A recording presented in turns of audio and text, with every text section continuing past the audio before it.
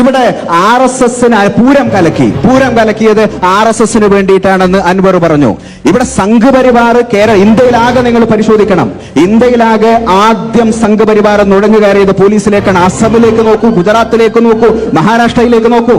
ഞങ്ങൾ ഉറപ്പിച്ചു പറയുന്നു, ഞങ്ങൾ ഇപ്പോഴും പറയുന്ന സാധനം അതാണ്. ഇവിടെ ഇത്ര വലിയ പോലീസ് അതിക്രമം കേരളത്തിൽ ഉണ്ടായിട്ട് മിണ്ടാത്ത കേരളത്തിലെ മലപ്പുറം ജില്ലയിലെ കണക്ക് നോക്കൂ. 2024 44,428 ക്രിമിനൽ കേസ്, കഴിഞ്ഞ വർഷത്തെക്കാൾ ഡബിൾ.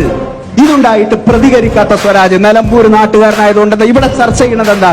ഈ തെരഞ്ഞെടുപ്പ്, നിലമ്പൂർ തെരഞ്ഞെടുപ്പ് അൻവർ രാജിവെച്ചത് കൊണ്ടുണ്ടായത്. നിലമ്പൂർ അൻവർ ഇവിടെ ഫാക്ടർ അല്ല, അൻവറാണ് ഇവിടെ ഫാക്ടർ. ഞങ്ങൾ ഒന്ന് പറയുന്നു, എവിടെ അൻവർ നിൽക്കുന്നോ അവിടെ നിലമ്പൂർ നിൽക്കും. നമുക്ക് കാണാം, ഞങ്ങൾ ഉറപ്പിച്ച് പറയാം. പക്ഷെ ഒന്ന് പറയാം 40,428 ക്രിമിനൽ കേസുകൾ മലപ്പുറത്തുണ്ടാക്കി, കഴിഞ്ഞ വർഷത്തിന്റെ ഇരട്ടി.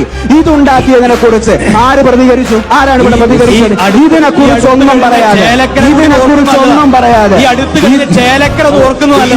ഇതിനെക്കുറിച്ചൊന്നും പറയാം. ചേലക്കര എന്താ പ്രശ്നം? ചേലക്കര ഞങ്ങൾ പറയുന്നു, അൻവറിന് ഒരു സ്വാധീനമില്ലാത്ത സ്ഥലത്ത് പോയി 4,000 വോട്ട് അൻവറിന് പിടിക്കാൻ കഴിഞ്ഞുവെങ്കിൽ ഇവിടെ പുലിക്കൊടിക്ക് പോലും